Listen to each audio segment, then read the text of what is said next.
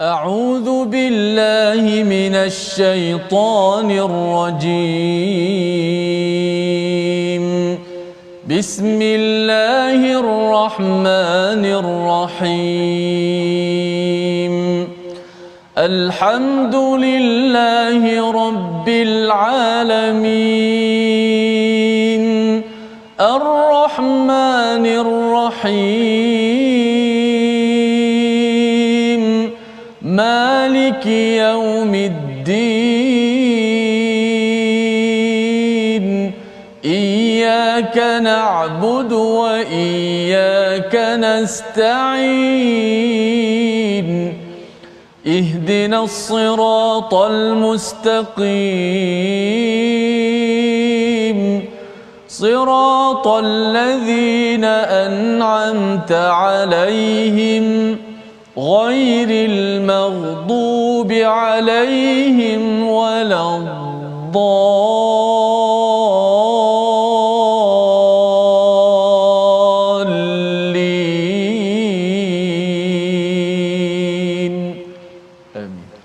Assalamualaikum warahmatullahi wabarakatuh. Alhamdulillah wassalatu wassalamu ala Rasulillah wa ala alihi wa man wala syada la ilaha illallah syadana Muhammadan abduhu wa rasuluh. Allahumma salli ala sayidina Muhammadin wa ala alihi wa sahbihi ajma'in. Amma ba'du. Apa khabar tuan-tuan dan puan yang dirahmati Allah sekalian? Kita bertemu dalam My Quran Time, baca faham amal pada hari ini.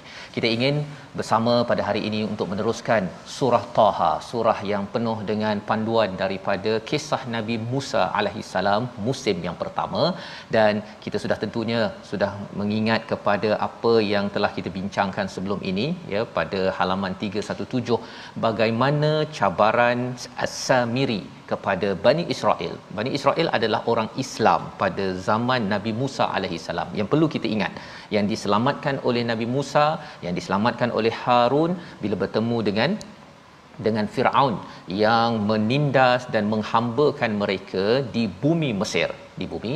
Dan pada hari ini kita ingin menyambung. Hari ini kita bersama Al-Fadil Ustaz Tirmizi Ali. Apa khabar Ustaz? Alhamdulillah, khabar. Sihat Ustaz ya? Alhamdulillah kita nak sambung hari ini Ustaz ya. Kisah As-Samiri halaman 318 ini penuh dengan kritik kepada mereka yang menyalahgunakan agama, dan juga panduan untuk kita yang inginkan kepada agama, ya, jangan sampai kita dimanipulasi oleh orang-orang tertentu. Mari kita lihat kepada apakah sinopsis ringkasan halaman 318. Bermula daripada ayat yang ke-88 hingga 89, fitnah, ya, ataupun ujian patung anak lembu yang dibuat daripada emas. Emas apa yang telah kita belajar semalam, yang kita akan ulang balik selepas ini insya-Allah. Kemudian daripada Nabi Musa apabila melihat kepada penyembahan berhala ataupun penyembahan kepada patung lembu tersebut, maka Nabi Musa menegur keras kepada siapa? Pertama kepada Nabi Harun sebagai individu yang telah diamanahkan ketika beliau meninggalkan kaumnya bertemu Allah kerana Bani Israel menyembah patung lembu dan dilemparnya patung tersebut ke dalam laut, ya, serta pengeksaan Allah Subhanahu Wa Taala yang disentuh di hujung halaman 318. Mari sama-sama kita mulakan dahulu dengan doa ringkas kita. Subhanakala ilmalana illa ma 'allamtana innaka antal alimul hakim. Rabbi zidni ilma. Kita mahu baca bersama bermula ayat 88 hingga 94 bersama Ustaz Tirmizi. Baik, alhamdulillah. Terima kasih Ustaz Tuan Fazrul, penonton-penonton, sahabat-sahabat Al-Quran yang saya kasih sekalian. Alhamdulillah, syukur kepada Allah Subhanahu Wa Taala dapat kita meneruskan pengajian Al-Quran kita. Kita ingin hidup sentiasa bersama dengan Al-Quran, naish ma'al Quran. Mudah-mudahan Al-Quran ini sentiasa dekat di hati kita dan kita menjadikan Al-Quran sebagai petunjuk dalam kehidupan kita. Inilah salah satunya mukjizat agung ilmu yang ditinggalkan oleh Nabi sallallahu alaihi wasallam kepada kita semua untuk panduan kita sepanjang zaman. Baik, kita akan baca terlebih dahulu ayat 88 hingga 94 pada surah Taha ini. Jom sama-sama kita baca. A'udzu billahi minasy syaithanir rajim. فأخرج لهم عجلا جسدا له خوار فقالوا هذا إلهكم وإله موسى فنسي أفلا يرون ألا يرجع إليهم قولا ولا يملك لهم ضرا ولا نفعا ولقد قال لهم هارون من قبل يا قوم إنما فتنتم به وإن ربكم الرحمن فاتبعوني وأطيعوا أمري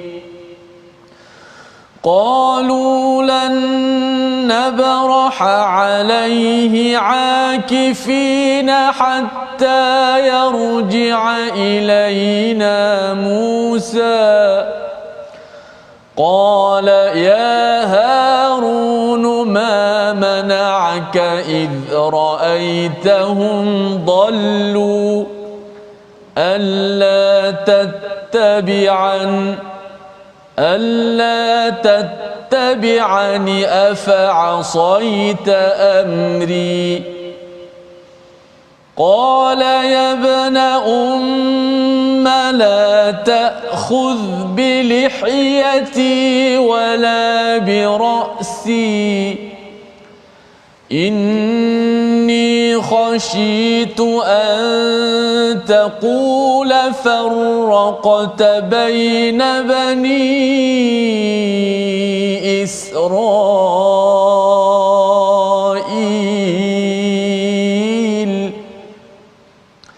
إني خشيت أن تقول فرقت بين بني إسرائيل ولم ترقب قولي صدق الله العظيم. Surah Al-Azim, gitulah bacaan daripada ayat 88 hingga 94.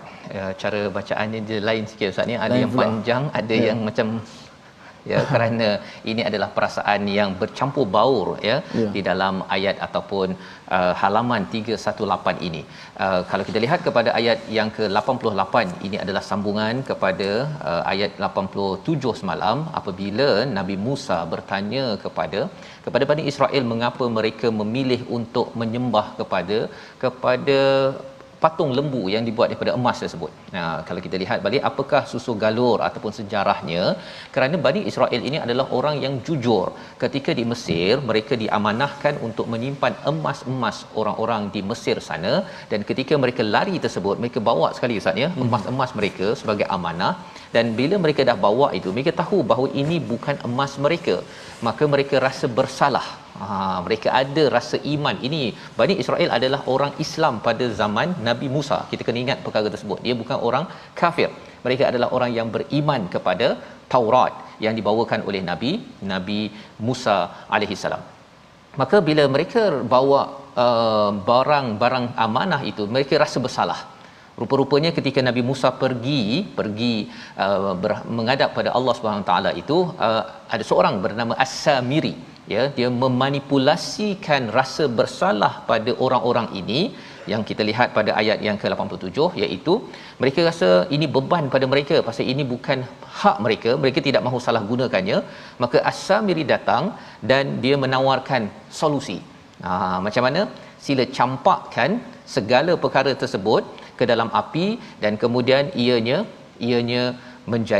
menjadi seekor ataupun seperti seekor lembu, ya, yang sifatnya macam mana? Ayat 88, kemudian daripada lembu itu dia mengeluarkan patung anak lembu yang bertubuh dan bersuara, lahu huwar, ya, ada bunyi Ustaz. Betul. Itu yang mengkagumkan mereka. Mereka kata, "Wah, ini bukan kaling-kaling." Kan, ini bukan sekadar biasa-biasa, ini adalah lembu yang ada suara. Dia rasakan bahawa ini adalah Tuhan ataupun yang hebat. Hadza ilahukum, kata As-Samiri, ini adalah Tuhan kamu dan juga Tuhan Musa yang telah dilupakan.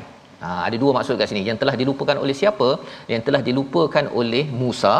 Satu lagi terjemahan ini, yang telah dilupakan oleh As-Samiri kerana dia lupa kepada ajaran Nabi Musa sehingga sanggup untuk dia melakukan propaganda syirik pada waktu itu.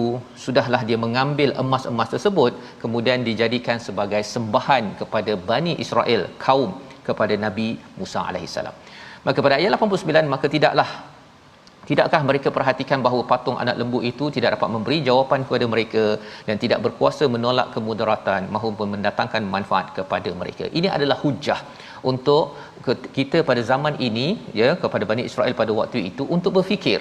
Tak lihat kepada bahawa sebenarnya lembu tersebut la yarji'u ilaihim qaula, tidak mampu respon kepada perkataan mereka, ya. Maksudnya bila dia keluar bunyi begitu tu, mereka kagum, wah ini hebat sangat ni, kan. Sehingga kan mereka kata, ustaz ni ada yang kata kalau saya nak kahwin ke tak nak kahwin ke, si lembu tu dia kata ini rasanya suruh kahwin ni, kan. Dia yang sendiri terjemahkan. Kalau dia tukar soalan, saya tak perlu kahwin ke, bunyi macam tu juga. Betul kot, bunyi khuar ini bunyi lembu, ustaz ya. Bunyi yang dikeluarkan katanya daripada angin yang ditiupkan. Kita pun boleh, ustaz ya, orang main seruling tu, kalau letak bunyi betul, dia keluarlah bunyi apa yang kita nak bunyikan, kan. Betul. Tapi pada mereka kagum sangat dan Allah kata yang ini tak boleh respon pun, walaupun qaulan, satu perkataan, wala yamliku lahum darra, tidak menguasai ataupun memberi mara bahaya, wala naf'a, tidak memberi manfaat. Pasal antara sebab mengapa orang-orang takut pada perkara khurafat, ya, dia takut, kalau saatnya contohnya ada orang sembah pokok, dia takut, dia tak nak sembah pokok, takut pokok tu nanti dia punya penjaganya itu akan menyebabkan dia buncit sampai pecah perut. Itu ada pendapat-pendapat yang begitu. Kalau saya tidak semah hantar makanan untuk laut contohnya, nanti khawatir laut itu akan keluarkan tsunami dan habis kampung kita. Itu adalah mentaliti bagi orang yang melakukan syirik. Dia rasakan yang disyirikkan itu boleh darra, membuat mudarat, padahal sebenarnya Allah cakap wala yamliku lahum darra wala naf'a. Pada ayat yang ke-90, walaqad qala lahum Harun, maka Nabi Musa, dan sesungguhnya sebelumnya Harun telah berkata kepada mereka, wahai kaumku, sesungguhnya kamu hanya sekadar diberi ujian dengan patung anak lembu itu, dan sesungguhnya Tuhanmu ialah Allah yang Maha Pemurah, maka ikutilah aku dan taatilah perintahku. Allah jelaskan dahulu status Nabi Harun.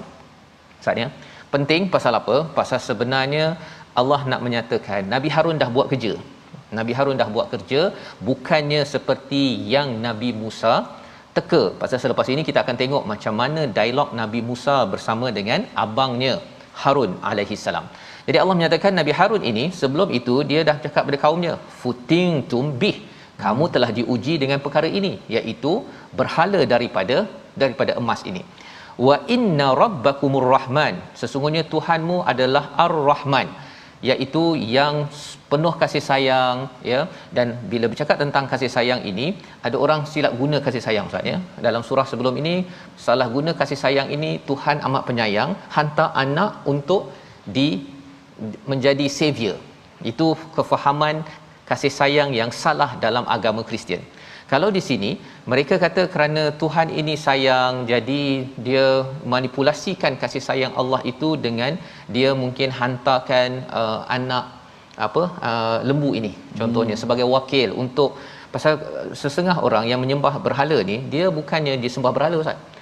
Pendapat dia ialah dia kata agar dia lebih fokus. Jadi bila dia nampak lebih khusyuk lah. Kan kita susah sangat nak khusyuk, kan. 4-5 minit pun kita dah terfikir macam-macam. Tapi kalau kita tengok dalam yoga ke, kadang-kadang sampai 2-3 jam dia boleh 2-3 jam, kan. Kita 2-3 minit pun kita dah melari dia punya cara ketika kita solat. Tapi itu petunjuknya apa? Petunjuknya ialah kalau 2-3 jam yoga itu, syaitan tak payah kacau pun. biarkan dia beryoga ataupun dia buat apa-apa menyembah berhala. Tetapi bagi orang yang solat, tuan-tuan solat ada pengalaman kan, 3-4 minit dah mula nak fikir ke kanan, ke kiri, ke New York, ke London. Kerana apa? Kerana syaitan memang tak suka kita untuk khusyuk mengingat kepada siapa? Mengingat kepada Allah Ar-Rahman yang sebenarnya. Maka Nabi Harun kata, ikutiku, taatiku pada perintahku. Nabi Harun sudah pun melaksanakan tugas. Tetapi apa yang berlaku? Bagi kaum Bani Israel ini, mereka membalas. Ayat 91 dan juga ayat 92. Kita nak baca sama-sama kerana ini balasan daripada Bani Israel, dan pada ayat 92 itu perkataan Nabi Musa yang amat mencemaskan. Kita baca bersama Ustaz. Baik, ayat 91 dan 92 Ustaz. Ya, betul. 91 dan 92 kita baca sekali lagi insya-Allah. Kita pasakkan lagi ayat, dan banyak dia punya cerita dialog-dialog yang begitu menarik untuk sama-sama kita ambil pengajaran. A'udzubillahi minasyaitonirrajim.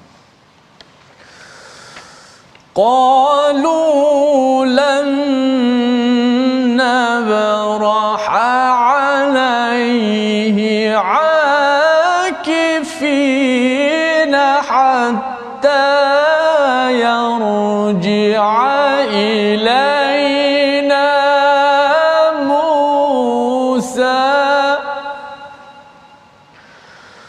Qala ya Harun ma mana'aka idh ra'aitahum dhallu. Sadaqallahu. Mereka menjawab, Bani Israel menjawab, kami tidak akan meninggalkannya, tetap menyembahnya patung anak lembu sehingga Musa kembali kepada kami. Ini jawapan Bani Israel kepada Nabi Harun. Satu, mereka akan iktikaf Ustaz. Mereka akan terus menyembah kepada lembu tersebut, takkan berganjak dan tetap menyembahnya sehingga Nabi Musa kembali kepada kami. Nak ceritanya ialah mereka nak dengar Nabi Musa, tak nak dengar Nabi Harun. Mereka memilih personality namanya Musa, walaupun ajarannya sama sahaja, tapi pasal Harun cakap tak nak dengarlah. Ini adalah satu penyakit Bani Israel yang juga ada dalam umat Islam Ustaz ya. Dia kalau penceramah A cakap dia nak dengar, penceramah B cakap saya tak nak dengarlah, saya tak suka penceramah B tu, dia cara cakap dia tak best. Itu adalah satu penyakit yang kita kena ubat tuan-tuan. Kalau siapa saja bercakap kalau ianya adalah kebaikan, jangan pilih dulu. Jangan pilih penceramah ataupun itu yang menyebabkan budaya selebriti Ustaz ya, yang diangkat dipuja. Betul. Kerana apa? Kerana yang selebriti itu pun dia rasa wah saya ni memang istimewa. Padahal sebenarnya ajaran ataupun isi itu yang perlu diberi perhatian. Apa yang disampaikan oleh Nabi Harun itu sama dengan apa yang disampaikan oleh Nabi Musa alaihissalam. Ayat 92, qala, Nabi Musa berkata, wahai Harun, apa yang menghalangmu ya, apa yang menghalangmu ketika engkau melihat mereka telah sesat? Nabi Musa sudah balik, jumpa abangnya, marah kepada abangnya ya. Mereka dah sesat dah. Apa yang menghalang kamu? Mengapa kau tak buat? Ya, kata Nabi Musa pada ayat 93, mengapa kamu tidak ikut aku? Afa asaita amri, kamu telah menderhaka kepada perintahku. Ini adik marah abang Ustaz. Adik marah abang satu, dan ini sampai kepada tahap apa? Kataan pada ayat 94 itu Nabi Harun berkata, wahai anak ibuku, jangan ambil janggut dan juga kepalaku. Pasal Nabi Musa marah sangat, dia sampai tarik janggut Ustaz. Dia salah satu sunnahnya ialah janggut lah. Kan? Di sini kita tahu Nabi Harun ada janggut dan kepala memang ada kepala lah. Dia pergi tarik kepalanya. Pasal Nabi Musa amat marah pada waktu itu. Jadi bila perkataan 93 ni, ayat 93 ini perkara yang penting Ustaz ya. Dalam hidup kita ni kadang-kadang yang kita cepat marah adalah orang terdekat pada kita. Orang jauh daripada kita tak marah sangat pasal dia jauh. Tapi orang yang terdekat itu, dulu Nabi Musa lah yang berdoa pada Allah, jadikanlah Nabi Harun ini sebagai pembantuku yang akan bertasbih, banyak mengingati pada Allah, tapi dia pula yang marah. Dia kena marah. Ini perkara yang boleh berlaku, yang kita doa agar kita terpelihara ya daripada mudah marah, dan ini adalah perkara kebenaran. Maka Nabi Harun mengingatkan pada Nabi Musa, wahai anak ibuku. Mengapa? Kerana bila cakap tentang ibu, reflect balik nostalgia ibu amat sayang kepada Nabi Musa alaihissalam. Jadi Nabi Harun tengah menenteramkan Nabi Musa, dan aku ini sebenarnya khawatir kamu mengatakan aku ini memecah belahkan Bani Israel, walam tarqub qauli, ya, dan tidak mendengar jawapanku. Jadi Nabi Harun tak nak buat lebih lagi, khawatir nanti Bani Israel terpecah, yang membawa kepada perkataan pilihan kita pada hari ini. Kita saksikan, iaitu bariha, iaitu berhenti. Inilah perkataan respon daripada Bani Israel kepada Nabi Harun, kami tidak akan berhenti. Pasal kau cakap, kami tak akan berhenti. Ya, kami memilih Musa, kami tak respect kamu bukan selebriti. Nabi Musa lebih selebriti, dia dibesarkan di istana, kamu lebih kurang macam kami sahaja. Ini perkataan yang merosakkan Bani Israel, boleh merosakkan kita kalau kita tidak ambil pelajaran ayat 91. 3 kali disebut di dalam Al-Quran, dan moga-moga kita dapat belajar sesuatu daripada setengah halaman 318 pada hari ini. Kita berehat sebentar, kita kembali semula dalam My Quran Time, baca faham amal insya-Allah. Masya-Allah.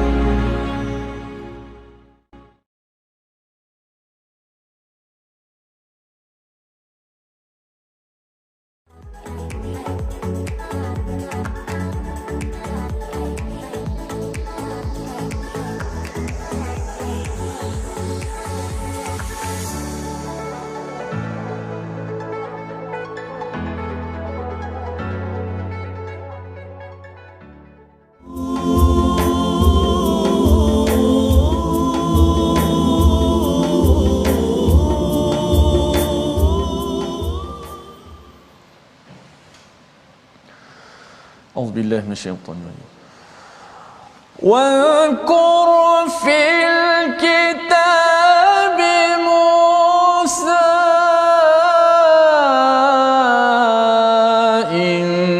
إنه كان مخلصا وكان رسولا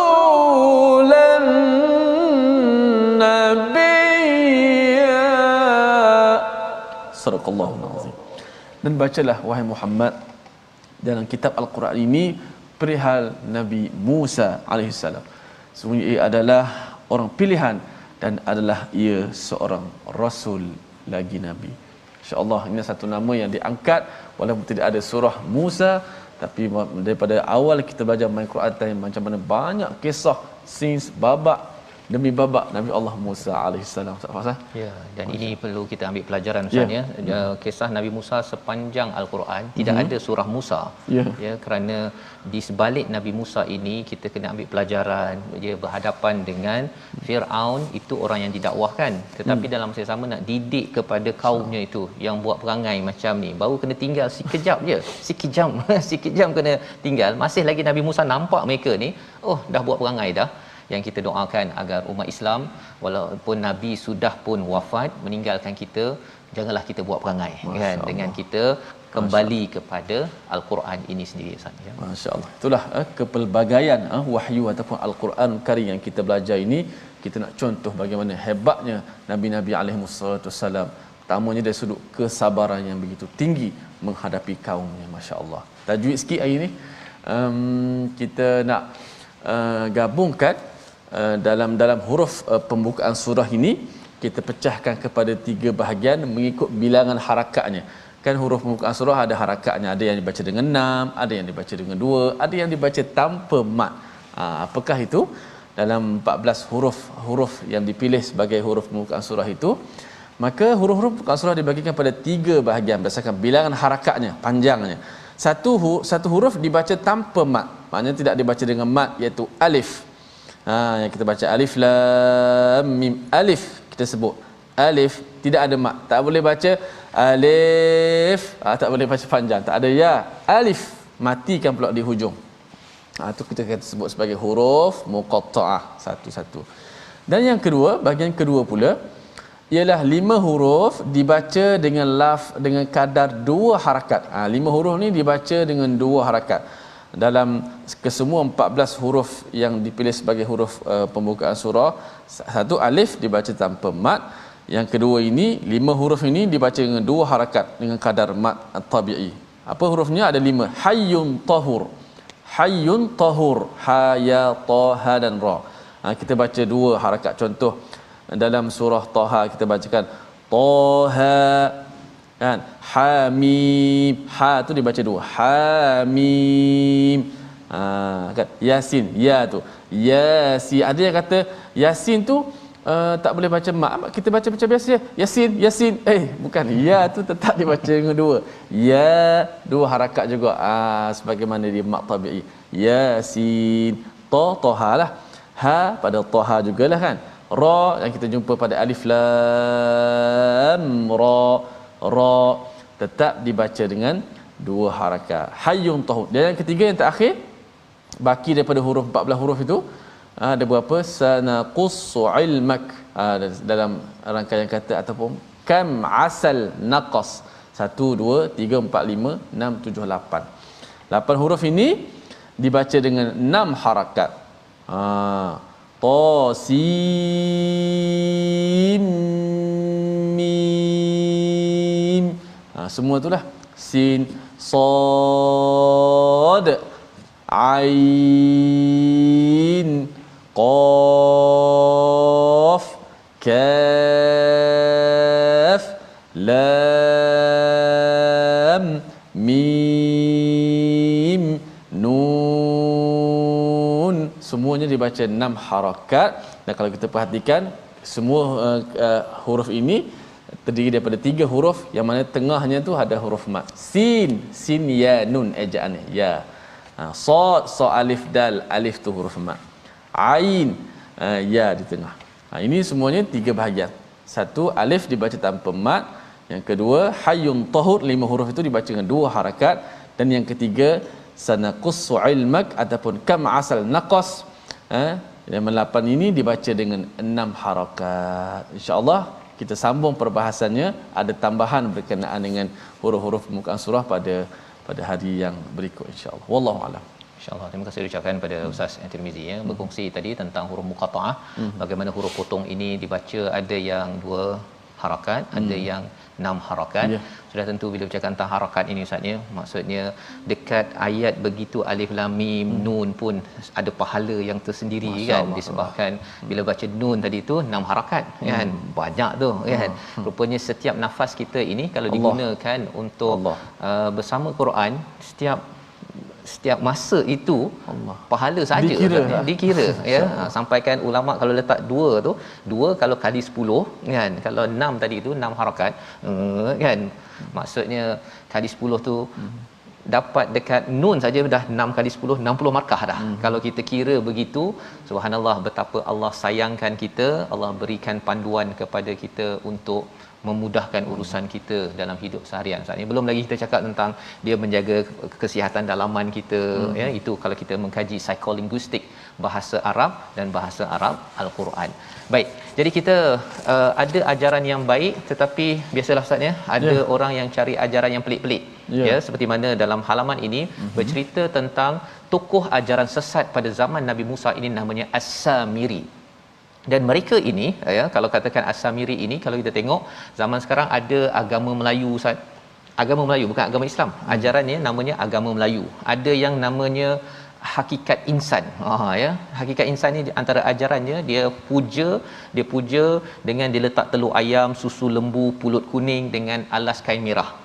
Yang sempat saya tengoklah, kan. Ada lagi ajaran batiniah, dia kata Abu Jahal itu adalah kekasih Allah, kan.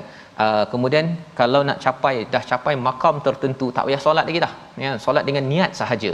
Dan juga Allah itu adalah zat yang menjelma menjadi pokok manusia dan sebagainya. Ini adalah orang yang kata Islam, tetapi dia ambil cara berfikir As-Samiri.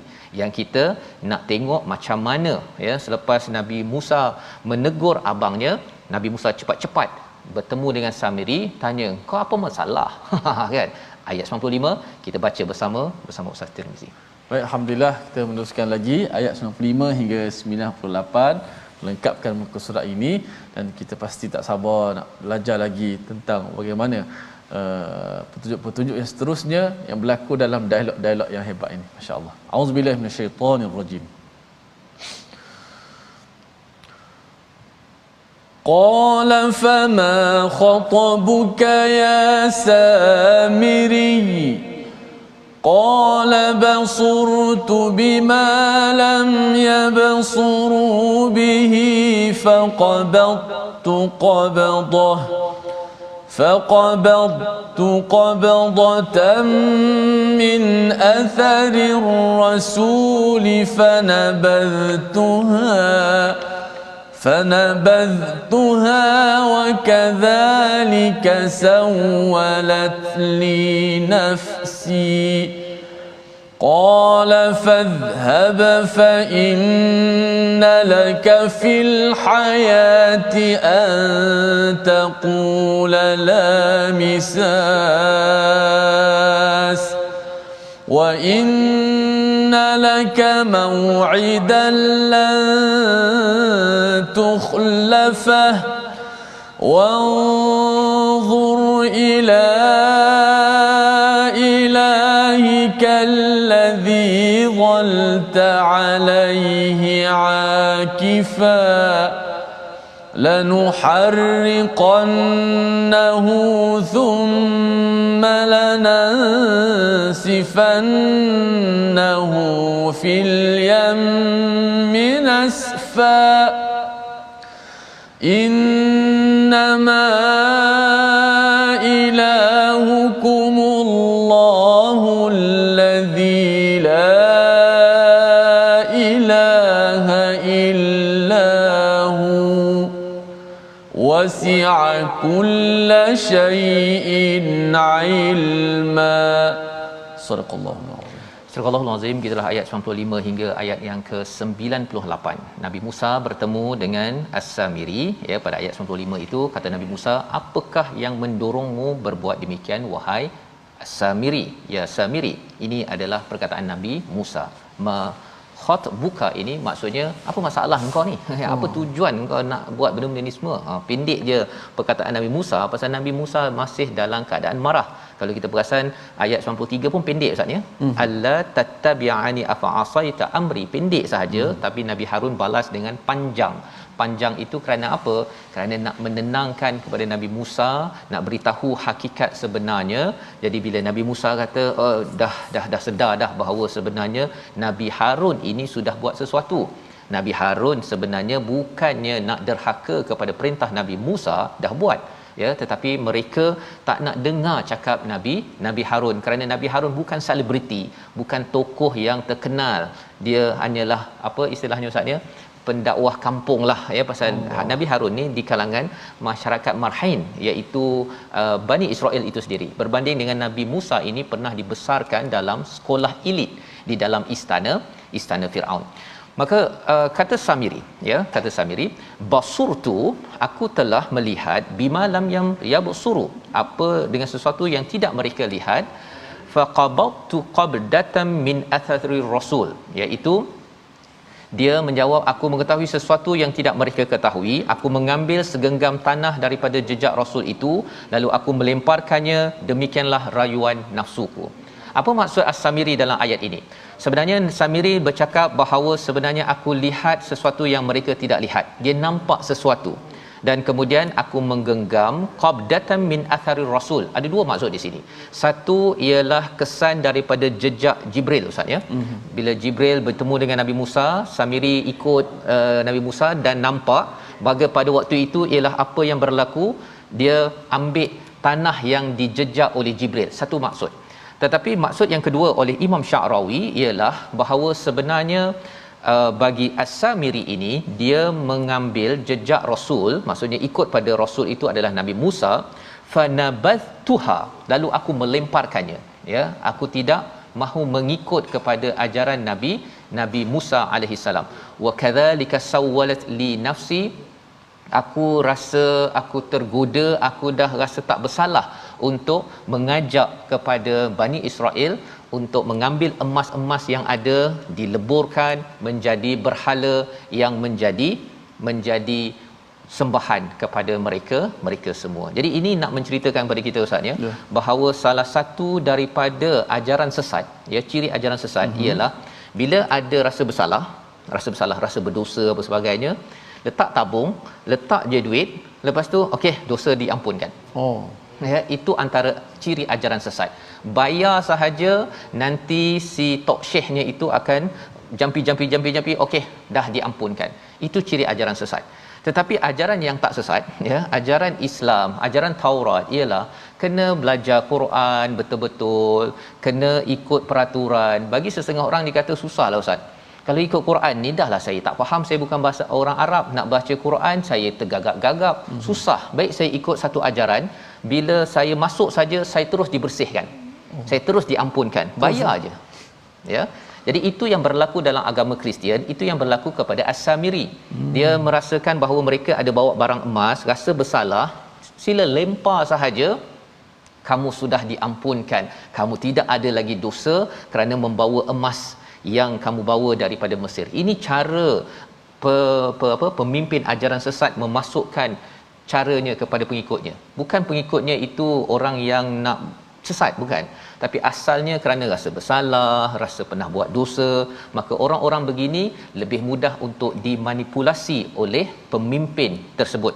Termasuklah kalau ada setengah Ustaz ya, dia ambil, kadang-kadang ambil ayat Quran, dia celup dalam air kan, dia baca pupuh kan, lepas tu okey, bawa air ni RM100 kan, nanti kamu akan pandai tadabbur kan. Bagi setengah orang yang tak tahu tadabbur, tak pandai baca Quran, dia kata anak saya ni istilahnya benak hati kan. Jadi dia kata, nah saya celup ni, nanti tolong bawa balik, nanti tolong minum kan, baca selawat 3 kali kan.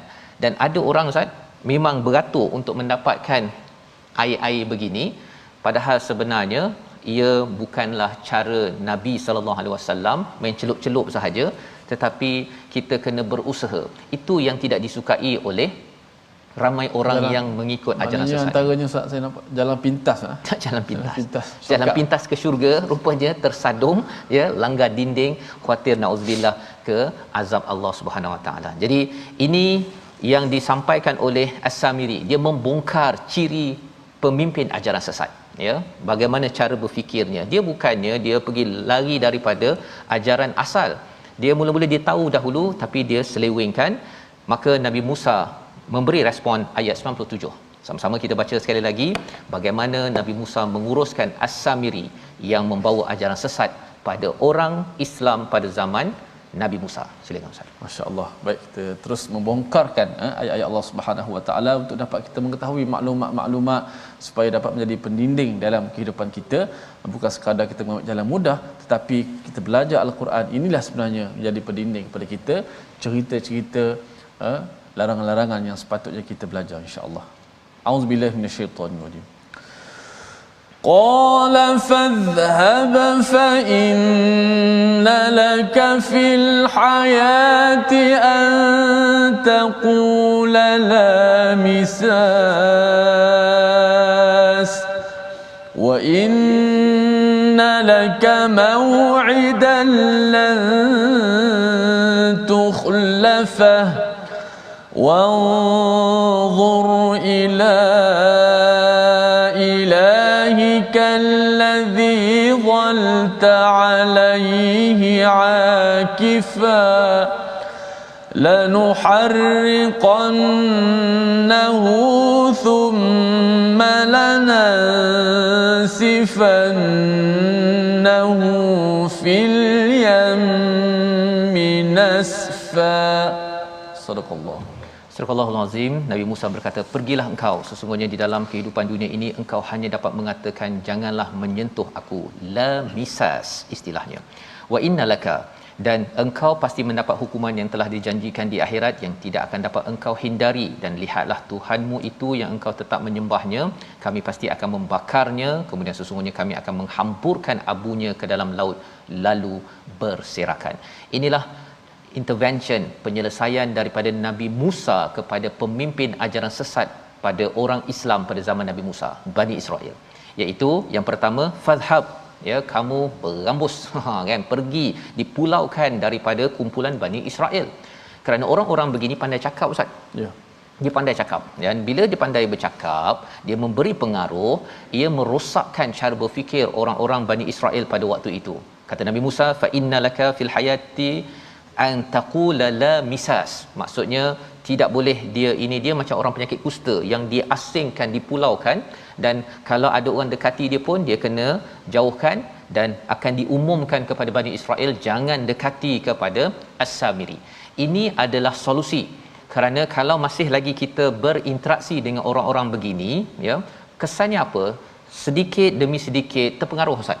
Terpengaruh, kan? Kalau cakap bahawa sebenarnya tak payah solat, nanti kalau kita dah capai makam tertentu, siapa yang tak suka? Kan? Dia kata buat apa susah-susah, Tuhan ni adalah Maha Penyayang, jadi tak payah susah-susah. Yang susah itu bagi orang yang masih tahap awal. Kan? Pendapat-pendapat begini dia memberi kesan. Walaupun awalnya kita kata saya tak percaya, ya, saya percaya pada Nabi Musa, pada Nabi Muhammad, tetapi kita rasa macam make sense. Ini logik ni. Dan akhirnya jadilah seperti Bani Israel yang menyembah kepada patung berhala daripada emas tersebut. Wa innalaka mau'idan lan tuhlafah, iaitu kamu akan dapat azab yang besar di akhirat nanti, dan kami akan hancurkan segala unsur-unsur syirik yang dibawakan oleh ajaran sesat As-Samiri. Ini adalah panduan untuk kita pada zaman ini, ya, untuk kita hancurkan. Kalau ada azimat-azimat dalam kereta, ada yang letak tampal ayat kursi, Ustaz, ya, dekat kereta, dia rasa bahawa ayat kursi itu melindungi dia, ya, berbanding dengan dia baca, sepatutnya dia bergantung kepada Allah. Tapi dia tampal ayat kursi itu, dia kata kalau tak ada ayat kursi, ya, ada kawan saya Pakistan dulu, dia kata kalau tak ada ayat kursi ni kereta ni mesti kena aksiden. Dia percaya pada kertas ayat kursi, bukannya dia percaya kepada Tuhan. Perkara-perkara ini kadang-kadang tipis, tapi kita doakan agar Allah pelihara kita. Membawa pada resolusi pada hari ini, halaman 318. Yang pertama, kita ingin sama-sama jangan mudah terpengaruh dengan perkara pelik dan khurafat. Yang kedua, taati Allah yang beri pelbagai rahmat berbanding perkara pelik yang tidak benar. Dan yang ketiga, dapatkan kepastian dan jangan cepat naik angin dalam kehidupan agar tidak tersilap tindakan. Kita berdoa bersama Ustaz Tirmizi. Bismillahirrahmanirrahim. Alhamdulillahirabbil alamin, wassalatu wassalamu ala rasulil amin. Ya Allah Tuhan kami, kurniakanlah kepada kami hati yang sentiasa ingat kepadamu ya Allah, hati yang sentiasa dekat dengan ayat-ayat-Mu ya Allah. Rezekikanlah kepada kami untuk sentiasa membaca, menghafal ayat-ayat-Mu ya Allah. Ya Allah, kurniakanlah kepada kami untuk berakhlak dengan akhlak Al-Quran ya Allah. Cahayakanlah hati-hati kami dan kekasih-kasih kami dengan Al-Quran ya Allah. Jadikanlah hati kami ini bekas untuk Al-Quran ya Allah. Tunjukkanlah kami jalan untuk kami sampai dekat kepadamu ya Allah, dan redhalah kami ya Allah. Ampunkanlah segala salah silap kami ya Allah. Amin ya rabbal alamin. Amin ya rabbal alamin. Moga Allah mengabulkan doa kita agar keluarga kita terpelihara daripada segala ajaran-ajaran yang menyeleweng, yang sesat. Dan inilah yang kita ingin gerakkan dalam tabung gerakan Al-Quran, cara berfikir Quran yang lengkap, yang tepat, agar kita dapat membezakan di antara permata dan pasir dalam kehidupan. Kita bertemu lagi dalam ulangan pada malam ini dan juga pagi esok insya-Allah, dan teruskan bersama My Quran Time, baca, faham, amal insya-Allah. Insya-Allah.